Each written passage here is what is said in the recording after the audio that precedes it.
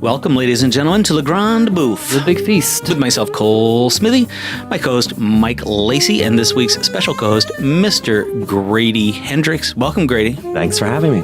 Thanks for coming. So, Adam Chartoff, we have to give our thanks to Adam Chartoff of Film Wax, who sent Grady our way.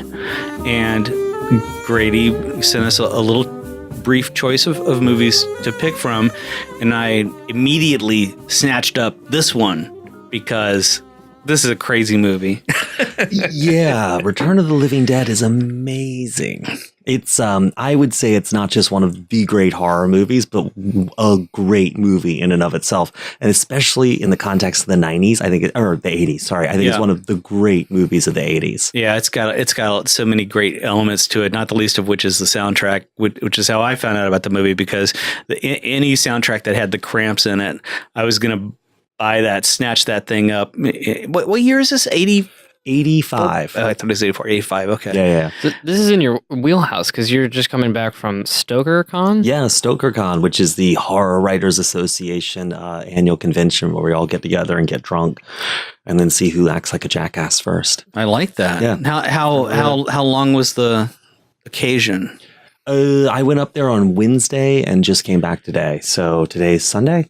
So I taught a class and they do a thing for librarians, and I did that and did a couple of shows. I do a couple of one-man shows. So you do? Yeah. Oh, wow. A jack of all trades. Yeah, you kind of have to be. If you write for a living, it's just writing stuff. Well, you're the second writer that we have, because we've had Michael Kemmel on the show. Are you familiar with Michael Kemmel, Songbird? Yeah. I know the name, and I know some of the books I think I'm familiar with. Songbird, I've heard. Yeah, that's his. I've never read his stuff. Yeah, that's his play. Okay. And he's working on the next thing that he's working on is about Jim Carroll. He somehow got the Carroll family gave him, stage rights, whatever rights and permissions to run with the ball. Oh wow! For telling the Jim Carroll story. That's awesome. But yeah, so tell us more about your writing and what you're doing, what you've done. All that stuff. No, I mean, I write for a living, so you kind of have to do a lot of different things. So we won the Stoker for my last book, which is called Paperbacks from Hell, which was a illustrated history of the horror paperback boom of the 70s and 80s. Oh wow! It sort of kicked off with Rosemary's Baby and The Exorcist, and this book no one remembers by Thomas Tryon called The Other. It got made into a movie with Uta Hagen. Nice. No one ever saw it. Uta Hagen, respect for acting. I've read that book many times. Oh yeah. And then there was sort of this giant boom. I think everyone remembers, or mostly remember being a kid and seeing these crazy paperback covers, by drugstores and things. And then it sort of died out in the early 90s after Silence of the Lambs won all the Oscars and everyone went big on serial killers, and it just was sort of a race to the bottom for horror fiction. Yeah. So I still love the paperback cover for The Exorcist. It's that crazy blurred out image. Which is an amazing cover. It's so evocative. Yeah, it's really, really good.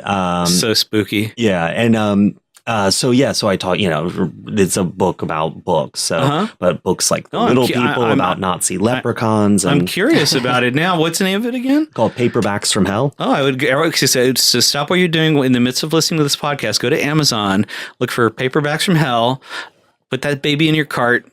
It just won the Stoker, so it's award-winning. So it's been validated. The Stoker. How can you not be stoked over that? Exactly. But and then I'm one of the guys who founded the New York Asian Film Festival. There were about 5 of us, really, if you count Nat. But he sort of put money in and then moved to Hong Kong. And tell us about that. How long has the festival been around? And when does it happen? This is the 18th year. Oh, wow. That's incredible. So it's up at Lincoln Center these days in the Walter Reed, which is a theater I still think is like the best screen in Manhattan.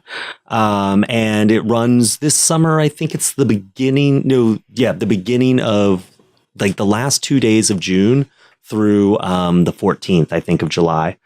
But I don't do anything. I just sit on the board these days and accept compliments. And so I write, I that's sort of my thing. I do some screenplay work, and I just got back from LA doing, the water bottle tour. And the movie I wrote with Ted Gagan, who did We're Still Here, just came out this past week, called Mohawk, which is the War of 1812 horror movie that everyone wanted but was afraid to ask for. Wow. Tell us about that. Yeah, so Ted had done this movie, We're Still Here, and it did really, really well for Dark Sky. It was a streaming release, and with like really limited theatrical, which seems to be the way these days. And so they wanted him to do a different movie, and I was going to write that for him. And then they came to him and said, hey, you pitched us this thing about the War of 1812 once, and we want to do that one. And this was around January 20th of 2016, 2017, 2016, 2017. I can't remember. But, the start date was April, and we didn't have a script. So we wrote a script in about 30 days, and they started pre-production about 10 days after that and shot the thing. So it just came out. But it's kind of, look, it's a 19-day shoot. It's a very low budget. It's a period piece. It's set in the woods. There's action, there's gore stunts and all this stuff. But I think he pulled off a lot of really great stuff. It's a net cast that's heavily First Nations, which is kind of unique. And cool. The actors are really, really, really good. I mean, they Dio Horn, who plays the lead. She's from Hemlock Grove and did a great job. And Ezra Buzzington, who's been in a bunch of stuff as a character actor, does an amazing job as the bad guy. We even have a WWE guy in it, John Huber.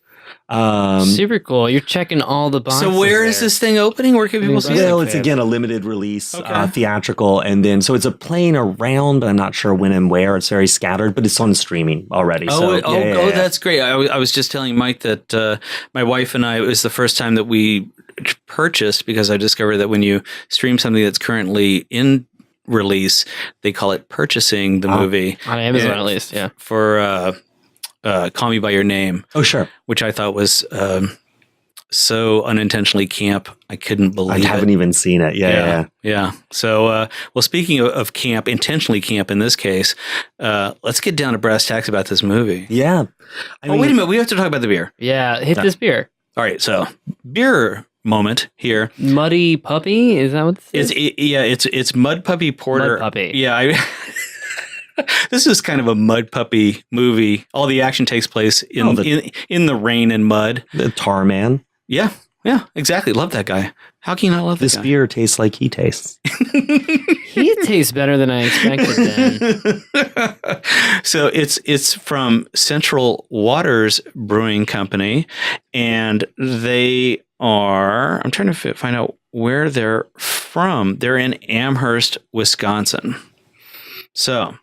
Cheers, gentlemen! Cheers to this film and a little Mud Puppy Porter. Yeah, and is it a little coffee in there? You guys taste that? Mm-hmm. Am I making that up? Yeah, they're okay. So here we go. A favorite among dark beer lovers, Mud Puppy is a robust and refreshing porter characterized by its thick, rocky head and luscious chocolate-like nose, plus delicate char. Its malty profile is uniquely well balanced by liberal hopping for its style. Yeah, I've been going for these darker beers, and like milk stouts. And a lot of times the only thing you can get that's like that at all is a Guinness. And I have to say, I've never been into Guinness. I think it's too weak. It's like the Budweiser of that. Well, there's a special Guinness that you can get that is the 1874. I'm probably messing up the year version of Guinness where they hopped it really heavily. I would be excited for that. So they could send it off to places like India. That's where you get the IPA, India Pale Ale stuff. Right, to keep it from like bacteria growing, you just pump it full of alcohol to purify it. Yeah. Yeah. All right, so Return of the Living Dead. From a screenwriting perspective, this is one of those movies that has lots of twists and little turns. What do you think about all that stuff? Yeah, I mean, I think this movie is really, like I said, one of the great films. Dan O'Bannon is the guy at the helm who wrote Alien, and it's I think maybe the best thing he ever did. It's also a movie that I think really is tricky because it's funny but scary, and I actually think I hate the term horror comedy because I find that if it's a horror movie I like, there's going to be funny stuff in it just because, you've got zombies. There's going to be ridiculous things that happen if you're taking them seriously, Right. But I also think this movie has a lot more going for it than people think it does. I mean, it's a horror movie without a single jump scare. There's not one in there. The one time there's anything approximating a jump scare, instead of goosing the volume up on the music, they sort of this when they revealed the Tar Man later on. They pull the music down and out and just put in these like violins, which is probably a synthesizer. It's also a movie, and I assume people are fine with spoilers, but it's also a movie where the president of the United States, the sitting president of the United States, is the largest mass murderer and has the biggest body count in this movie. And I think it's a really punk movie, not just the soundtrack, but it is a movie where the old people are just as helpless and stupid in the cause of problems as the young people. And in fact, the young people are, in a lot of ways, have a lot more together. It's where any official action just makes things worse. Everyone who's in control and in authority is not a bad person, but everything they do is wrong. It's worse. It makes the situation even more horrible. And as punks are always very proud of sort of letting it all hang out and being themselves, although this movie sends them up. And this movie is, it's attempts to show off and be vain and to cover up for your mistakes that cause all the problems. I mean, it's all caused because the army has these people, these corpses reanimated by 2,4,5-trioxin, a spray on marijuana that they try to hide and not let anyone see. So to me, it's a really political movie. It came out in the middle of the 80s. And I just think for a movie from 85, to have Ronald Reagan ordering a nuclear strike on Louisville, Kentucky is bonkers. And there's movies that are more consistent that I think as horror movies from the 80s are kind of quote unquote better movies like The Thing or something. But none of those movies have the go for it balls of Return of the Living Dead. I agree. And we were talking about the naked girl. Mia Quigley, yeah. And if you want any vision of feminist power, it's there. She's just so incredibly, naked in the real sense of the word. Right. And but that's her attitude. She's just, she's a badass. Yeah. Well, and also weirdly enough, so in the famous scene where she jumps up on a tomb's crypt and dances naked, the producer got upset about it and thought it was too pornographic and had them construct a little cheater latex vagina that goes over her vagina. So it looks like she has no labia. And I remember being a kid and seeing this. God, I must have been 13 or 14 when I saw this, just being like, what? We were all like, what is going on with her vagina? Like, I don't understand. We spent She's hours a Ken doll down there. Yeah, we spent hours analyzing those frames. We're like, is she shaved her pubic hair? But where did the other parts go? We couldn't understand. Wow, they went to a lot of trouble for not much. Yeah, I know, right? I don't think they're getting much reward out of that situation. So the plot of this is inherently meta because what's going on is there's a reanimation of the corpses that were depicted in the film Night of the Living Dead. So that film exists in this universe, but it was a documentary, or it was inspired by true events, and now those bodies get accidentally brought back to life, and the attempts to eliminate them only cause more corpses to be infected. Right. And one thing I think is really interesting is, Night of the Living Dead, Dawn and Day, the Romero ones that I acknowledge exist. Some people say he also made a movie called Land of the Dead, but I'm not sure about that. But, famously, the zombies have no cause, right? Mm-hmm. People speculate, it might be the satellite or it might be, no one knows though. And they make a real point out of that. What is causing this? Day is almost entirely consists of these dialogue scenes where people sit around debating where the zombies came from. And this says, no, it was the government. It was a government. Yeah. The military was testing a chemical. That's what happened. The end. And I like that Dan O'Bannon is just like, screw the man. Of course it was the government. And the zombies talk. And the zombies talk. Which is a whole nother, degree that brings them, into the conversation, so to speak. And I believe it was the first time that they ever asked for brains. Yes. That's a big deal. That is what the stereotypical zombie says on Halloween when someone's dressed as one and you reach your hands out, you're going brains. And so that's, this is really a staple in the the canon of zombie lore, right? Yeah. You have a much better insight into where this falls. If it's beginning with Night of the Living Dead, and we're at we've had about 39 seasons of The Walking Dead and spin-off series. Sure. If that's our bookends, where did this fall in that trajectory? So Night was sort of interesting. It was the first time zombies were ghouls, were eating the living people. And then this, you're right, was the first time zombies were asking specifically for brains. They were actually picking it out on the menu. And so this actually, in terms of zombie movies, the genre was pretty dead at this point. You'd had Night, which spawned a ton of, well, not really a ton, but had a big influence on filmmakers and it was a big drive-in hit and all that.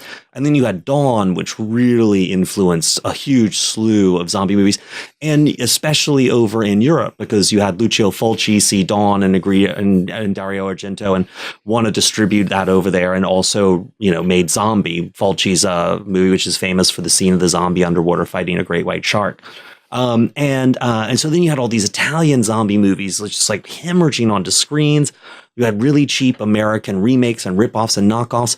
By the time you got to 85, so there was the same year Dawn came out from Romero, and he really didn't want to make Dawn, but it was on his contract. You know, they would let him make these other two movies if one of his three movies, I believe it was, he made for the producers was the next installment in his zombie movies. And then this, and Day wasn't a huge hit in 85, and I don't think Return did well, but it wasn't a huge hit either. It found most of its life on video, from what I understand, but it did well enough to spawn a sequel, which is, it's the same movie almost. And in fact, some of the characters reprise their roles, like the two guys who get sprayed by the tank that breaks open. They do that again in the second movie as if it didn't happen before. And at one point, one of them says, "Doesn't this all seem really familiar to you?" It's a much bigger budgeted movie, but they go for the laughs really hard. And it's like someone really trying hard to tell you knock-knock jokes and they're just not landing. And then there was a Return of the Living Dead 3, which is actually a really good movie, I believe, and I could be wrong. I think it's Stuart Gordon, but it might be Brian Yuzna who directed it. And it's a love story. It's the military's cleaning up from the events of the first one, and a dude and his girlfriend break in to see what they're doing. She gets sprayed, she dies, and he insists on still loving her, even though she's becoming increasingly carnivorous and cannibalistic. Brian Yuzna. But she's becoming more cannibalistic. It's actually kind of a sweet Romeo and Juliet thing. Then there's I think they just, in essence, remade that. There's been 2 or 3 romantic comedy zombie movies that are in the teen space. Yeah, really. Yeah. Warm Bodies. Right. Right. But then there's a 4, a 5, and a 6, I believe. One of which is actually, and I can't remember which one, is filmed actually at Chernobyl. Like, they actually went into the contaminated zone in Chernobyl. Well, I hope they got extra pay for that. Yeah, because their lives are probably 10 years shorter now. My guess is they probably just got B-roll that had already been shot there. You know, okay. But it was and I don't want to be xenophobic here, but I'm pretty sure what happened is the rights fell into the hands of some Russian producers. And so they were just doing these crap knockoffs, you know, using the name because it's what happened to the Superman franchise. Is it fell into it was. I think after 2, it fell into the same team that made the original Fantastic Five, and like all kinds of real horrible films. Well, it went to Canon, who did Canon, exactly. Superman 3 and 4. Yeah. And also did the Apple. The world's greatest musical, the world's greatest rock musical about the Book of Genesis. I'm familiar with these from them being on How Did This Get Made, the podcast. Oh yeah, sure. Yeah, so known for their quality. Yeah, these films. So this franchise it fell off a cliff, as it were, as it crossed into some the Russian producing. Yeah, and you know it's funny. A few years ago, famously, the rights to the franchise, as well as, I believe, the negatives or all the footage from 5 and 6, I think, were being auctioned off on eBay. Oh my god. by a dude. Like he was asking way too much money for them too. I was like, screw yourself. I don't think he made it. Yeah. That's crazy. I know, right? Yeah, there are film markets for selling films. It's usually not eBay. Yeah, I know, right? But I want to talk about we were talking about genre earlier, and when people, because critics throw that word around, oh, it's a genre film. I mean, this really is a genre film. It's a low budget horror film.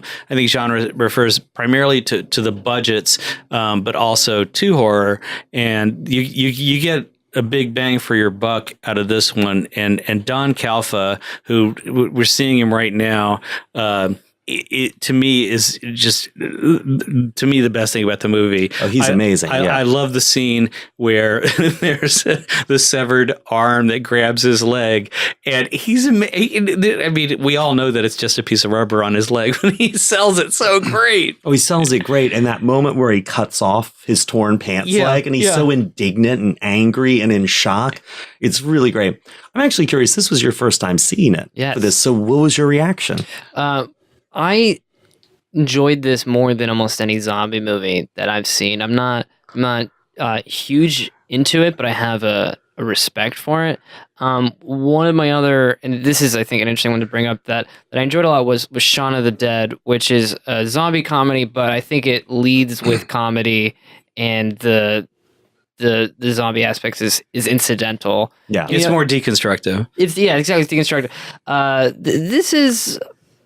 I think it's more it's more mixed with those elements. It certainly is a comedy, but it's not undercutting itself while maintaining a meta status. I mean, starting with referencing Night of the Living Dead in it, and it brings you into a world where this is somewhat of a joke what's going on, but you're still buying this happening. And I just thought that they did very well with sending up these different tropes of people while being still respectful, actually. Like it's not an anti-punk movie at all. No, not at all. Even though it makes fun of them, it's not at all. Right. It's also, it's interesting. I feel like it's funny. You look at something like a Friday the 13th movie, and then you look at this, because I think Friday the 13th 4 or 5 came out the same year. And this has a much better script. I mean, Dan O'Bannon was primarily a screenwriter first and foremost. So the script works. I mean, there's surprises in it. There are things that, it balances, it pays off. Things are set up and which is rare in a Friday the 13th movie. The other thing is the cinematography, the production design, all that stuff is much, much better than I think a lot of people expect when they see this. Because you're comparing it to like Halloween 4 or, Friday the 13th 5 or, and I feel like this movie has so much production value. It looks so good. It's a really classically made movie. And for me, one of the things that's funny is there are parts of it I think are hilarious, and maybe it's just because I've lived with this movie for so long. Like the way I first saw it was a friend of mine's mother in middle school liked it so much that she took us all to see it. Oh, I love and that. she bought our tickets, and she didn't take me, and I was so upset. And why didn't she take you? I don't know, man. I didn't make the cut. You didn't bring a teacher an apple. Exactly. And a few years later, it was on TV, and I caught the end of it, like the last 15 minutes, and I was like terrified. And then, I got the VHS tape and just watched it incessantly after that. So I'm bringing a lot of baggage to this, but one of the things for me is, as much as there's goofy parts and funny parts, there's parts of this movie I find terrifying. And there's part of these movies that I find very emotional and touching. The way like Don Calfa, the way he sort of bonds with these young punks, him and Clu Gulager, like they're all in it together. I find the ending really chilling. That moment when they call the number and they're like, what's that noise? And you're like, oh God, that's you all dying. It's just, I find it a really, really sort of like in moments. I mean, the whole thing with Tina, and like him coming up and like, oh, I broke my hand off. And, I find this movie just incredibly moving because it's interesting. People don't fight in it. Like none of the, like one trope I'm really tired of is, the world's coming to an end. There's zombies, there's whatever. And the survivors just get together somewhere and bicker incessantly. Yeah. And they don't bicker in this. No one fights. That's true. They all That's a get good point. together. And one of the first things they do is they try to logic, what do we do? Can we drive out of here? Can we find something to blind them? How do we work our way out of this? Right. You've got this car of punks driving to pick up their friend who's been working at some sort of distribution center for you need a medical supplies. Yeah, medical supplies, the distribution center. They're driving to pick him up, and you're waiting for this confrontation of the older generation, the boomers that are working at this, and these punks, and it's going to be a showdown. But by the time they actually interact, shit has hit the fan, and you just don't even have that confrontation in a way that's actually not anticlimactic. You see the level of stakes that everyone knows that they're in, and they start working together right away and have shed that. But I think a thing that zombie movies do well, maybe this is a general horror movie concept, but I'm interested in it, is they're all stereotypes. It's what if you can have a mortician, a salesman, punks, but not just general punks. It's very specific stereotypes of them, and you have people who are, you're really playing to a type, and you're responding as that kind of person would in this situation. You don't have a deep, rich character. You don't imagine these actors are writing their biographies. Is that a trope that goes through the better zombie films, as people playing these stereotypes colliding against each other, or is this one just doing it something different? I don't know. I mean, I think in a way, yes. But you look at Night of the Living Dead, right? And I don't know when's the last time you saw that. Maybe 6 years ago. So it plays with these tropes that come really, these character tropes that come right out of a Rod Serling television drama. Mm-hmm. You've got the shouty guy who is the white guy who insists they're all right. You've got sort of this really smart black guy, but who's also kind of violent and kind of angry and pissed off. You've got the main woman who's so traumatized she can't even speak. You know what I mean? And so it's sort of like this. The characters seem more from a stage production, almost like a television play. Nevertheless, they are somewhat fitting to stock types. Then in Dawn and Day. Yeah, I mean, you've got these are the military guys, these are the scientists. But they have these surprises. The women often turn out to be stronger than one would expect. They don't need rescuing. And I think one thing that a lot of horror movies do, not a lot, that good horror movies do, is they use these stock character types and throw them out on screen because you recognize them. Mm-hmm. And then they do something to invert them or subvert them. And it's nice because they can use the shorthand of the type. Right. When you find out in this, it's Spider and the actor, I can't remember his name, who's sort of the black guy, who's like a party guy. And he doesn't seem particularly effective. He seems kind of nice. When you find out that he's actually brave and resourceful and the clear thinker, when you find out that Suicide, you think this is a costume? Right. He's pain inside. I mean, they're sending up, subverting those tropes, So they're using these tropes, and you might come at it and say, this is so offensive. These are stereotypes of these different types of people. This is not a nuanced performance.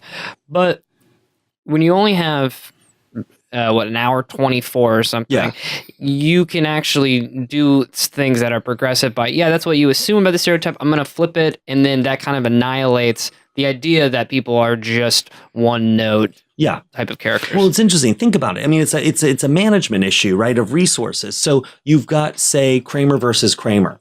You need an entire 2 hours to have Dustin Hoffman going from being a shitty father to a good father. And so you're focused on him. We have to not only start out with these punks going out for 4th of July. And 6 or 7 of them. There's a lot. Exactly. But we also have to get in basically the end of the world. We're not just going to show someone going from being I can't make French toast to I can make French toast. We're going from having an afternoon out to the world is ending. So it's a lot of ground to cover. So you take the shortcuts where you can, you use a stock character, but because Dan O'Bannon's smart, he flips it, like you were saying. Mm-hmm. I have to say, though, if I could go back in time in my little Cole time machine, I would love for them to have cast the punks with band members because they use the Cramps and TSOL and the Damned, and I would have loved to have had members of the Cramps and TSOL and the Damned as the characters. Well, I'd love to talk about the punk aspect of this movie because it wasn't also just a punk soundtrack. I mean, this is the first time I ever heard Rocky Erickson. Oh, Rocky Erickson's amazing. Yeah, Burn. What is it? What's the song? Burn. And it's the one where James Karen kills himself. Yeah. And it's such a great, haunting song. Well, I'm glad we're talking about this because this is one of the only movies that I know, horror movies or zombie movies that I know, where they use actual songs. And, they think they tell you in screenwriting class not to do this, that it's on the nose screenwriting, but it works like a charm. It works so well in this. And what's interesting to me about this, I mean, because the songs really are commenting and describing what's going on, but it works great. And they become linked to those scenes. I mean, you can't listen to that 45 Grave song without seeing the zombies coming up out of the graveyard after seeing this movie. It basically owns that psychic real estate in your head. And you were saying you had the soundtrack before you had the movie. Yeah, before I saw the movie. Exactly the same here. Like when they'd all gone to see it, and I forgot about that until we were just talking, but I bought the cassette of it, to listen to and imagine what the movie was like before I could see it. Yeah, no, it's really, and the Cramp song, it's when they're coming in, the zombies are breaking into the house. Yeah. I can't remember which Cramp song it is. Do the Dead, I think. Oh, yeah, Do the Dead. And I just want to eat, and they take the volume down on this song, and I wish they had just left it, played it a little louder maybe. It's also interesting from a punk point of view, because think about what movies were out about punks. There was Repo Man, where like punks were sort of. And I was telling him, I was telling Mike, we have like the Emilio Estevez stand-in here. Yeah, exactly, with the earring and the Freddie suspenders. Yeah, his look is right out of Repo Man. Yeah, but mostly punks were bad guys. Like punks were in, Charles Bronson was shooting them in Death Wish. Yeah, or they were raping someone in Class of '84, or they were in River's Edge and they were just burned. I mean, I guess those kids weren't technically punks, but I think one of them has a little like mohawk pierce here, the look. And it's like punk sucked in movies. They were the bad guy. They were bad kids. They were trouble. And in this, they get to be the heroes, which I think is such a cool thing for Dan O'Bannon to do, because Dan O'Bannon, I think, was in his 40s when he made this, like he was a square movie guy, And he had already written Alien. Yeah, exactly. That's I think is something that's really important to keep in mind when you're watching this movie, is that he had already conquered horror, sci-fi horror, because I think if you were in Webster's, definition of sci-fi horror, the first thing that you would see is Alien. Yeah. And, he did things in here that were just really smart, because he'd made and worked on so many films. Like, they were doing a thing where they really wanted to get some production value in. And the reason it's raining, obviously they make it part of the thing, but he knew rain was cheap. You could do rain for cheap on a set. As long as your extras are willing to be miserable and cold, and your actors, you don't give a shit if they're complaining. Rain's cheap, and it's easier than fog, because they wanted to do something in these industrial landscapes to break it up, to make it more gothic, to sort of own that space. And so they looked at fog, and it was like, so how do you fog out a city block? So, and then they were like, rain. We just get a couple of rain towers, and put them in there, and there you go. And so that's why he wrote the rain into the script, bringing the smoke down. He's like, we can do rain. We can do rain, and that instantly makes everything look better. There is some limited but great work with, I don't know if it's animatronics or just puppetry. The basically completely deteriorated skeleton of a woman who's like tied down to a gurney. It's creepy.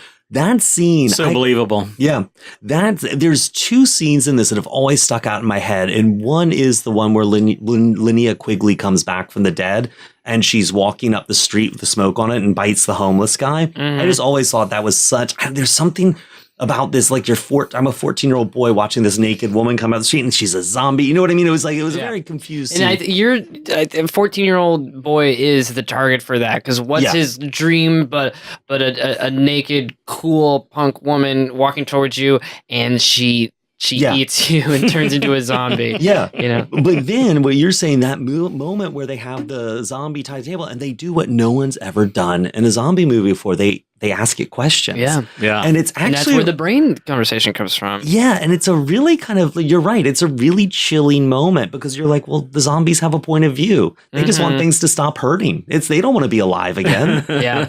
And the idea, the pain thing, that was very interesting to bring to the canon, that it hurts to be dead. well, and that I think is really fascinating because if you think about it and unpack that, right, she's not saying being a zombie hurts. She's saying being dead hurt. The drug, the toxin, the 2,4,5 trioxin has just given them the ability to move around again. But from the way I interpret it, you don't go anywhere when you die. You are still trapped in that body, feeling it rot, which is horrible. Yeah. So we got to talk about, what did you call him? Tarman? Tarman, yeah. Because Tarman he's on the poster. We love Tarman. How can you not love Tarman? Oh my God, he's like their Wile E. Coyote. And but the makeup on Tarman, I have to find the makeup artist because it's so damn good. Oh, it's amazing. And this is all pre CGI. I mean, this is back in the good old days of filmmaking when if you wanted to show the brains, you had to make some brains. I was going to say that we'll go to Tarman in a second, but the zombie skeleton strapped to the gurney, sure, it doesn't look exactly what a skeleton moving around like that would probably look like. It looks like a puppet. Sort of, it's still very creepy, but it's that line that people say about CGI is practical effects don't look real, but they feel real. Right. CGI looks real, it doesn't feel real. I would hate a recut of this or a reboot that made that CGI and it's like, well, technically it's the right amount of vertebrae and they're that's the way it would move. Like, I don't care about that. I want a real thing. I don't know what a skeleton really writhing like that would look like. And I know that the scene's actually on right now. I know that the people in that room are interacting with that creepy puppet, and I'm disturbed by it. Yeah, and there's something interesting about practical effects. For me, and this is my own squeamishness, but I find all that latex and the slime they apply to it to make it that wet looks up really gross. Right. Like not even imagining what it would be like on set to interact with that is in itself disturbing. Well, yeah, and it's funny. Like there's a grossness to it, and I mean that in the literal sense, like a physicality to this stuff that really works for these rotting bodies. And I love, and they'll show it in just 1 second here. They do this little detail. There's spinal fluid leaking out of her severed spine, and I'm just like, oh, it's so great. Her eyes are so blue. She looks like the old woman from Titanic. She's striking looking. She has red hair and blue eyes. I mean, it's kind of amazing. Yeah, she must have been a punk too. Well, is she supposed to be reminiscent of the female character who with red hair that's nude and running around? Vanessa Redgrave. I didn't even think about that, but you're right. There is that link between her and Linnea Quigley in this, who has red hair. Alan A. Apone. I'm going to give it the Italian. Is Alan A. Apone is the special effects makeup person. Yeah, I mean, and another thing in this movie that I think is really interesting, and I don't like perfect movies. Like, I don't like movies that they're great and everything, but I like movies that have little weird moments and tangents and things that don't quite fit, but they're in there. It makes it, I don't know, they feel more real and more interesting. There's some grit. I like that too. And this movie, for all the comedy and all the running around, all the brain eating, it takes these little moments to just sort of like timeouts. The moment where the zombies are standing there silently waiting for the bomb to fall, and you're kind of like, it's like they expected this. The moment where, Freddy's banging on the door to get in the attic and he's like talking to his girlfriend. And it's really harrowing emotionally. The moment where James Cameron kills himself. This movie has these tiny little moments bit by bit here and there where it doesn't feel like it was beat sheeted out. It feels a little like real life. It takes these little side steps. And I really love that in it. James Cameron, who, if you don't know who he is, you've seen him in 3 million movies. Yeah. And he's great in this. And before I was saying that this movie's filled with tropes and people not exactly playing complex characters, but actually some of the older white men in the movie are doing some nuanced character things there. And for James Cameron of Mulholland Drive fame, for him to back himself, I've never seen that in a film, back himself into an incinerator at a morgue is something. Yeah, well, it's interesting too. I mean, it's funny. These guys were all such pros, and they could sell things very quickly on screen. I genuinely believe watching this movie that Don Calfa and Clu Gulager have a long friendship. And there's nothing in the script. They only once mention how long they've known each other. And you get the feeling they've just worked next door to each other for a long time. They don't go fishing together or anything, but it's their performances really bring that. And I think it's interesting. I think that's a benefit of having older actors on screen, which I feel like is something you see less and less, especially in horror movies. Yeah, that's an interesting point. I agree. You know, you have these middle-aged dudes who are, and I mean, there's no middle-aged women in this, but these middle-aged dudes. And there's a couple of middle-aged women. We just saw one at the police department, the police precinct. She's right. Secretary. But I meant like in an actual role. I see. Yeah. I'm just saying these guys have that had skeleton on the gurney. She seems she's like. I think she's past middle age. Okay. But yeah, I mean, I feel like those guys bring so much, and I always think it's interesting on the film festival circuit, like South by Southwest and Fantasia and all this. Inevitably, there's a couple of movies that go around every year, and it's like a horror movie or a crime thing or something, and they'll always put in some older actor, you know, the Rutger Hauer and Hobo with a Shotgun, or, you know, Clu Gulager will appear, or someone like that. And inevitably, that is the performance and the actor everyone's talking about at the party afterwards, all these young kids, because these guys and women, like, they're able to just bring it. You know, Kelly McGillis has a sort of a second career now doing horror movies. Oh, wow. And she can sell the shit out of a character with very little because she's a pro. You know, there's a lot to be said for experience. Yeah.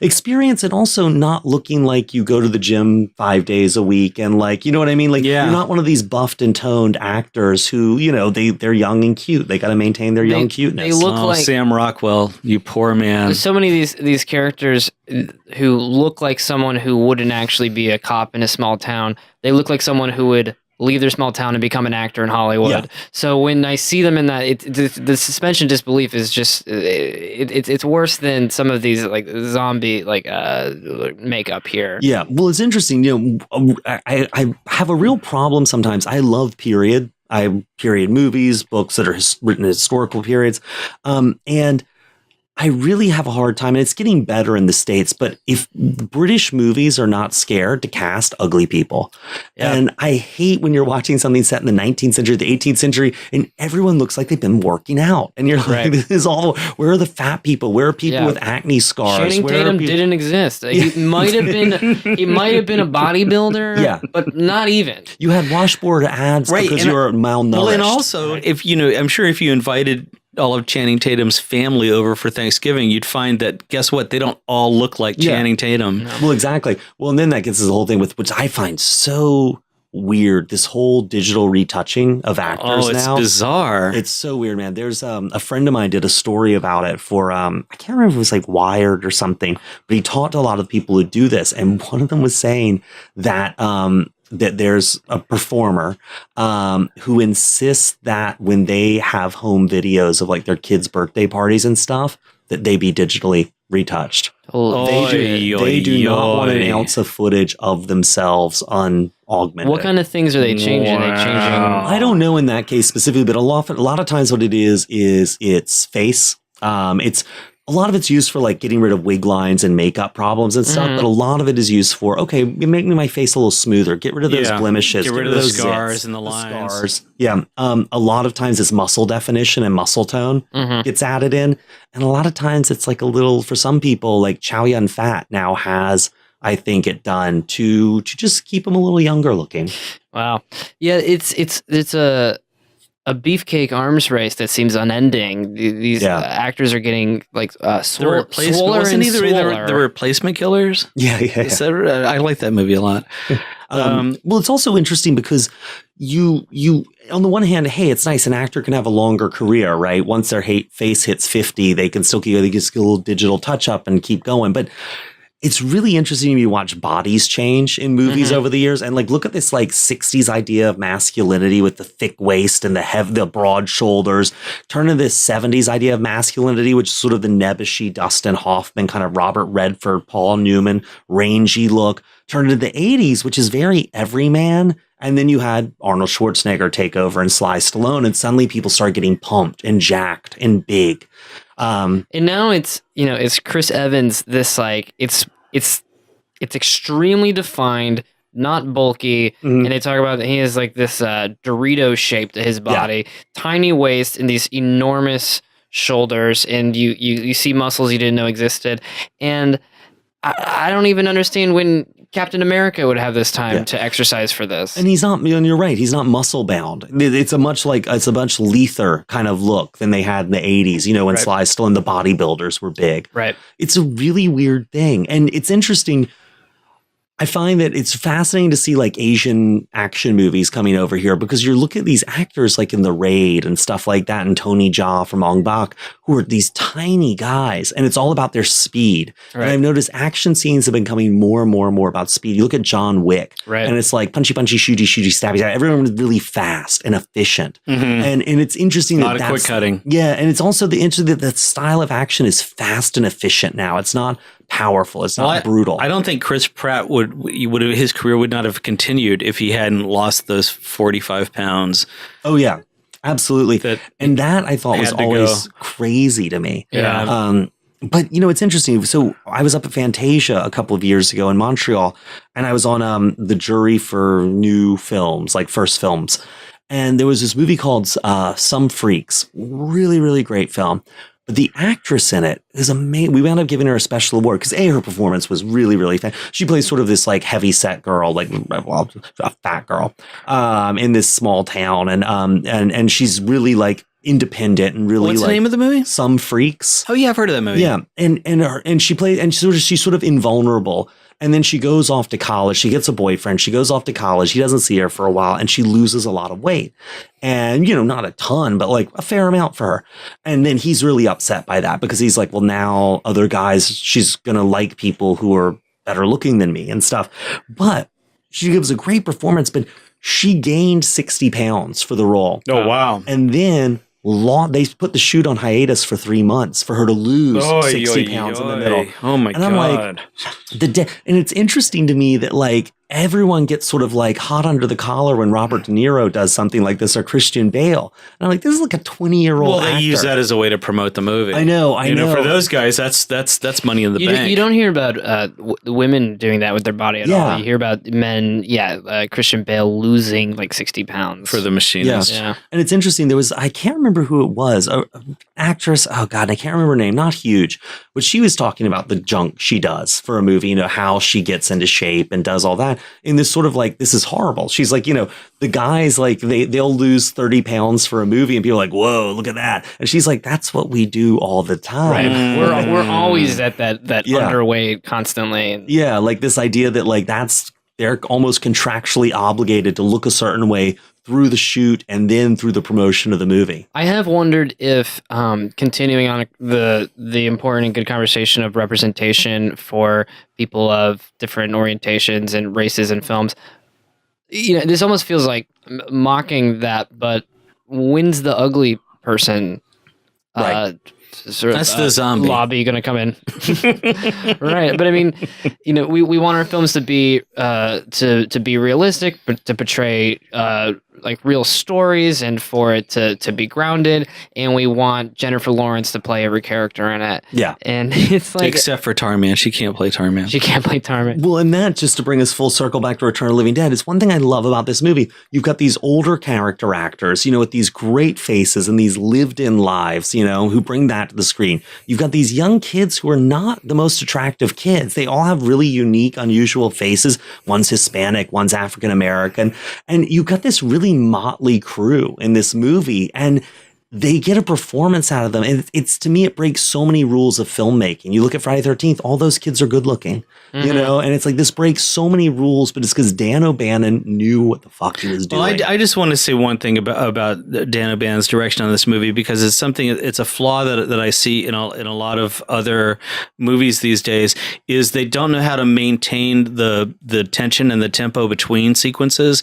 So you'll have a sequence that is supposedly simultaneously happening happening with another one, but the characters are going too slow for that to be really in time with the other one. And his timing and tempo, his attention to all those details, and as a director, that's your job, is to make sure that all that stuff matches. And in this movie, when the inertia speeds up, everybody's doing it, and you're in it. You feel as an audience, you're there. Yeah. There's nothing that's going to pull you back. I almost thought otherwise for like one specific thing, but I think you may be right, is there's a lot going on with the older guys and when they're first having this issue with these corpses not dying, and the punks are just hanging out in a car, and it cuts back to them like 2 or 3 times and they're just still in that car. But then I remembered, that's what you do when you're a teenager. You just sit in a car for 2 hours and people could be accomplishing, or they could be leading to the apocalypse, and it's like you've just gone through your 8-track 3 times. Yeah. Well, and also one thing, and this would be a totally different conversation, we bring up an interesting point, which is movie time. Yeah. You know what I mean? Because every movie takes these little cheats with time and timing and things happening simultaneously in different scenes. And it's interesting. I can't remember the name, but I watched a movie recently where I was like, oh my God, like time is moving normal speed for these character scenes, but these character scenes is moving at like half speed. Right. And it was really weird to see it. Like I suddenly felt like I was in some kind of time dilation. And how does the editor not see that? How do they not catch that? I don't understand. I sometimes wonder if they're just splitting the difference and like, okay, this isn't a great choice, but and I'm sure a sentence like this gets spoken, hey, if everyone's looking at their watches and timing the scenes, then we've got bigger problems. Yeah. You know, I think they hope that the pace, the momentum, the flashiness of the editing, you see it in fight scenes all the time in the States with the shaky cam. I mean, that's a way to cover a lot of sins. And thank you, Lars von Trier. And also another thing for introducing the shaky cam. Well, another thing, the shaky cam is if your footage and your coverage doesn't link up in an action scene, which is really hard to do, that shaky cam will get you from these 3 hits here to these 4 hits here. Like, and it's not the way it should be done, but it's useful. I'm afraid we have run out of time, but I want to thank our special guest co-host this week, Mr. Grady Hendrix. I hope that you listeners have been taking notes, because there's been a lot of stuff that's gotten splashed out there. You might have to listen to it again with a pen and paper in hand. But yeah, thanks so much for coming on the show, Grady. Really appreciate your choice of film and your terrific input. Thanks for A, having me, B, feeding me beer, and C, letting me talk about Return of the Living Dead. All right, now the big question. What do you want to plug, Grady? Go for it. Geez, plugging. Paperbacks from Hell. It just won the Stoker literally last night. I'm going on Amazon.com right now. It's one of the only books you'll read this year that has beautiful, beautiful artwork of Nazi leprechauns wielding bullwhips in it. So love it. And what about your wife's restaurant? Oh, and my wife's restaurant, Dirt Candy, down on the Lower East Side. Where's that? It's on the corner of Allen and Broome, and it's got a 50-foot long sign that says Dirt Candy in sparkling sequins. Love it. So if you're a vegan person out there visiting New York or living in New York, even if you're not, if you just like some like delicious tasting menu. Listen, man, this city's covered with steakhouses and barbecue houses and seafood places. We're the only place that just does vegetables. Hallelujah. Very cool. All right. Thanks to you guys for listening. Please go to Cole Smithey's Patreon page. You can just Google that and put it all together, where you can help support Le Grande Bouffe, the big feast, and get rewards. And if you give us enough of your precious cash, you can even come on the show just as Mr. Hendrix did. And I didn't give you a hard time about the Jimi Hendrix thing, but I appreciate anyone with that name, because it's a very cool name. And remember to turn your cell phones off when you're walking, driving, riding a bicycle, or watching a movie.